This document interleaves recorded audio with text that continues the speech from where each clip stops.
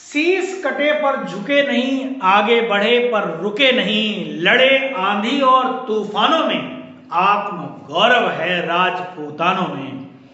मैं सपा नेता रामलाल सुमन जी के बयान की घोर निंदा करता हूं।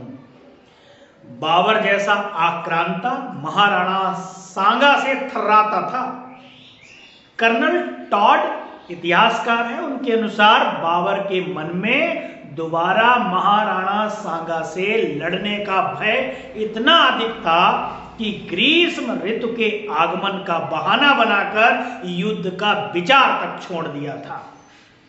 हिंदुस्तान की आन बान शान वीरवर महाराणा संग्राम सिंह, राजस्थान के गौरवशाली इतिहास में राणा सांगा का नाम स्वर्ण अक्षरों में अंकित है। काल बनकर युद्ध भूमि में कूद पड़ने वाले राणा सांगा का नाम सुनते ही मुगल कांप उठते थे। इतिहास पर नजर डालें तो 1527 ईस्वी में भरतपुर के रूपबास तहसील के खानवा में बाबर और राणा सांगा के बीच जोरदार युद्ध हुआ। इस युद्ध में राणा को 80 घाव आए थे, लेकिन इसके बाद भी उन्होंने डटकर सामना किया। हमारे राणा सांगा 7 फीट 5 इंच के कदकाठी के को देखकर दुश्मन के पसीने छूट जाते थे, ऐसे थे राणा सांगा।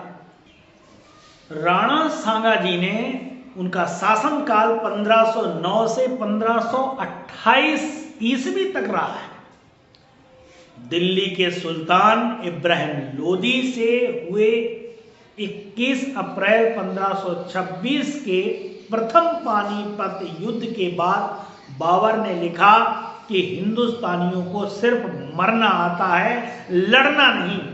लेकिन महाराणा सांगा से बयाना युद्ध में शिकस्त खाने के बाद बाबर ने लिखा कि हमारी फौज के सिपाहियों के मुंह से मर्दानगी और बहादुरी की बातें निकलना बंद हो गई। ये बयाना का युद्ध हुआ था खानवा के युद्ध से पहले। फरवरी 1527 ईस्वी में खानवा के युद्ध से पहले बयाना के युद्ध में राणा सांगा ने मुगल शासक बाबर की सेना को परास्त कर बयाना का किला जीता था। और बयाना के युद्ध के पश्चात 16 मार्च 1527 ईस्वी में खानवा के मैदान में राणा सांगा घायल हो गए। ऐसी अवस्था में राणा सांगा जी को युद्ध के मैदान से बाहर निकलना पड़ा।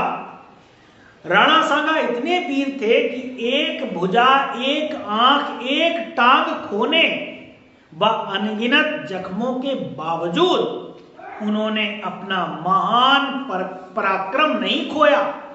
इतने पराक्रमी जो लोग इतिहास नहीं जानते और इस प्रकार की अभद्र टिप्पणी करते हैं महाराणा सांगा पर,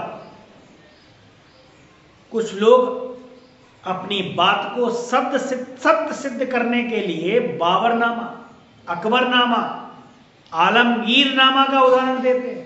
अरे भाई, ये नामा गीता, वेद, उपनिषद नहीं है जिन पर आंख बंद करके विश्वास किया जाए।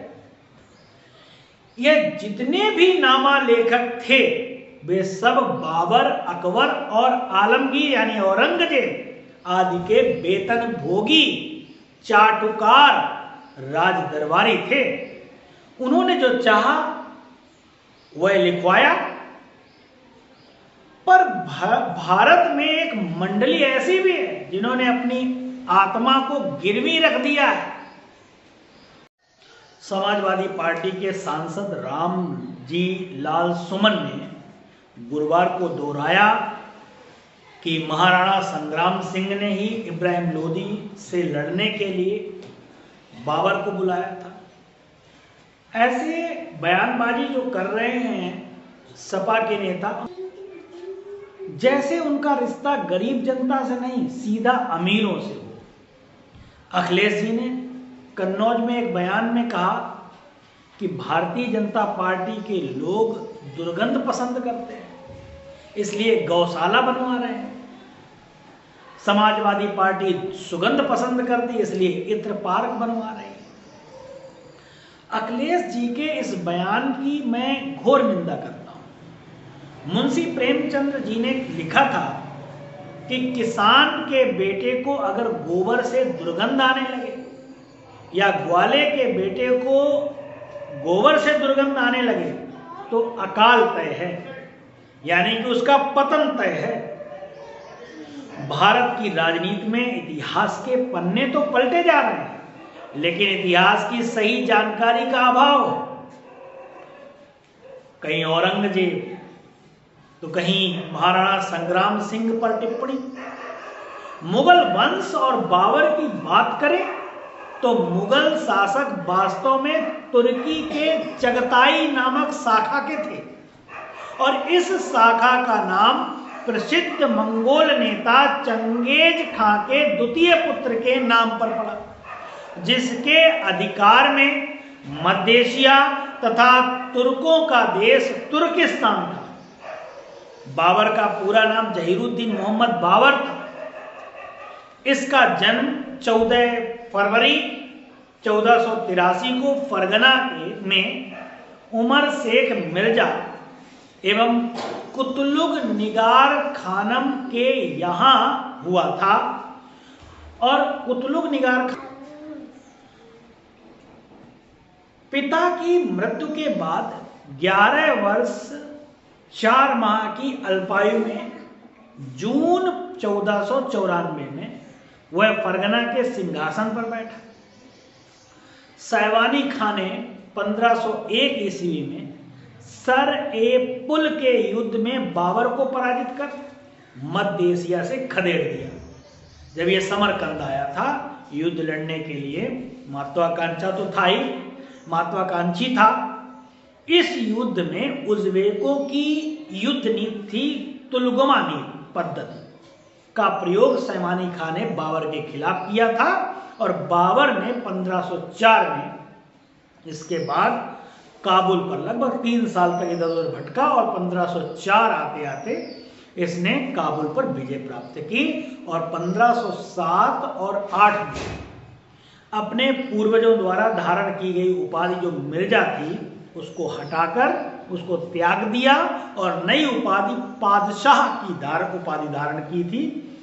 बाबर को निमंत्रण भेजने की बात करें तो दिल्ली सल्तनत के शासक जो थे इब्राहिम लोदी, क्योंकि इब्राहिम लोदी धीमे धीमे कमजोर हो रहे थे, और जब कमजोर हो रहे थे तो यहाँ के जो क्षेत्रीय शासक थे वो अपनी शक्ति को बढ़ा रहे थे। तो उस समय इब्राहिम लोदी के ही चाचा थे आलम खां, और पंजाब का गवर्नर था दौलत खां। आलम खां दिल्ली के सिंहासन पर अपना अधिकार जताते हुए बाबर को भारत पर आक्रमण के लिए आमंत्रित किया। 1524 में बाबर ने के चौथी बार भारत अभियान के दौरान दिल्ली के सुल्तान इब्राहिम लोदी तथा पंजाब के गवर्नर दौलत खां के मध्य कटु संबंध हो गए, और सुल्तान इब्राहिम लोदी ने दौलत खां को राजधानी आने का आदेश दिया। इसका दौलत खां ने उल्लंघन किया।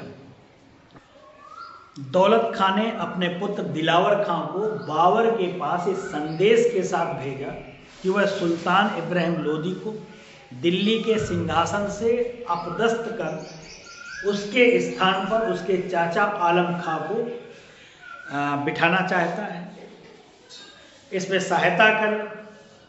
यहाँ कहीं भी महाराणा संग्राम सिंह का जिक्र नहीं है। बाबर के लिए यह स्वर्णिम अवसर था, और पानीपत का प्रथम युद्ध 21 अप्रैल 1526 को बाबर तथा इब्राहिम लोदी के बीच हुआ। लोदी की सेना संख्या अधिक होने के बावजूद भी उसे हार का सामना करना पड़ा, और लोदी रण क्षेत्र में ही मारा गया। राष्ट्र रक्षक राणा सांगा कभी भी किसी विदेशी आक्रांता के सामने नहीं झुके और यही कारण है बाबर ने बाबरनामा में राणा सांगा की वीरता और युद्ध में उनकी हार का उल्लेख किया और बाबर ने लिखा, अगर वह शासक और उसके 3 उत्तराधिकारी उतने ही योग्य और वीर होते तो भारत में मुगलों की सत्ता कभी स्थापित नहीं हो पाती। इसीलिए लोक गीतों में लिखा भी जाता है, राणा सांगा की बात की जाती है, क्योंकि राणा सांगा जो है राजस्थान में उनका जो है स्वर्णिम अक्षरों में उनकी वीरता का वर्णन है। लिखा जाता है, राण हो गया राजस्थान, बांझ हो गया हिंदुस्तान, राणा को मिल रही गाली, बाबर को मिल रही ताली। राण हो गया राजस्थान, बांझ हो गया हिंदुस्तान, जो लूटे देश पर उनको गाली है, जो देश लूट गए उनको ताली है। राण हो गया राजस्थान, बांझ हो गया हिंदुस्तान, जौहर साकों को गाली है, दुराचारियों को ताली है। राण हो गया राजस्थान, बांझ हो गया हिंदुस्तान, राम के हिस्से गाली है, रावण को मिल रही ताली है। राण हो गया राजस्थान, बांझ हो गया हिंदुस्तान, सदियों संघर्ष को गाली है, कुछ सालों को ताली है। राण हो गया राजस्थान, बांझ हो गया हिंदुस्तान। ज्यादातर इतिहासकार इस बात पर सहमत है कि बाबर के भारत आगमन में काफी हद तक दौलत खां लोदी ने मदद मांगी थी, जिन्होंने दिल्ली सल्तनत के सुल्तान इब्राहिम लोदी के खिलाफ बाबर की सहायता मांगी। ऐसा सुझाव कि मेवाड़ के शक्तिशाली राजपूत राणा सांगा ने भी बाबर के साथ किसी तरह का संवाद किया होगा, जिसने उसके आक्रमण के लिए मंच तैयार किया। दिल्ली सल्तनत कमजोर हो रही थी और विभिन्न क्षेत्रीय शक्तियां अपने प्रभाव को बढ़ाने के लिए संघर्ष कर रही। इस संदर्भ में बाबर का भारत आगमन और इब्राहिम लोदी के बाद खानवा का युद्ध ऐतिहासिक दृष्टि से महत्वपूर्ण घटनाएं हैं। दौलत खां को डर था कि इब्राहिम लोदी उसे पंजाब से कहीं हटा न दे, इसलिए उसने बाबर को अपना संप्रभु मानने और इब्राहिम के खिलाफ सहायता मांगने का प्रस्ताव दिया। बाबर ने इस निमंत्रण को स्वीकार किया और 1524 में अपनी छठी भारत यात्रा शुरू की। बाबरनामा में हिंदुस्तान के प्रमुख शासकों का वर्णन करता है बाबर।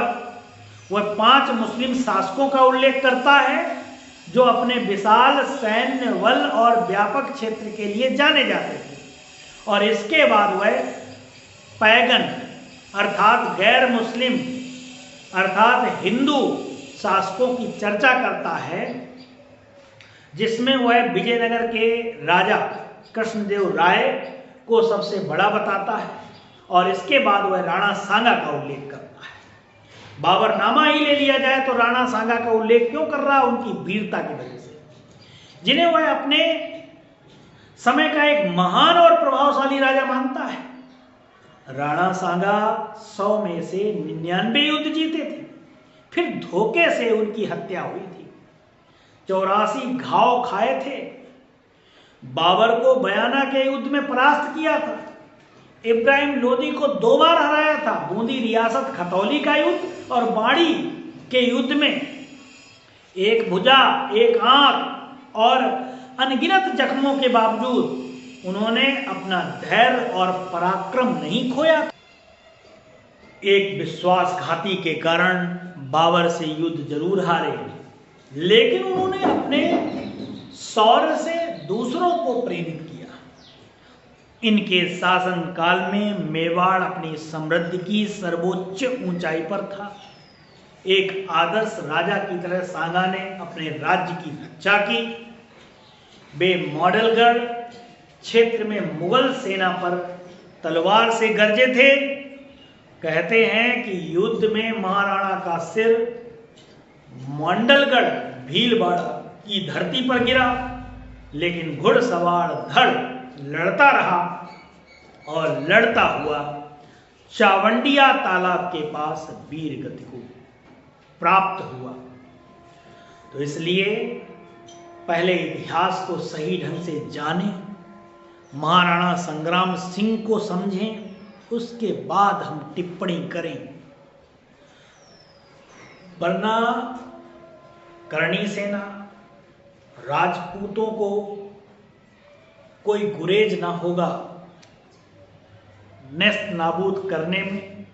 जिस प्रकार महाराणा संग्राम सिंह ने भले ही हारे लेकिन बड़ी बहादुरी से लड़े, ऐसे ही राजपूत बड़ी बहादुरी से लड़ने वाले आज भी राजपूतों में वही खून दौड़ रहा है।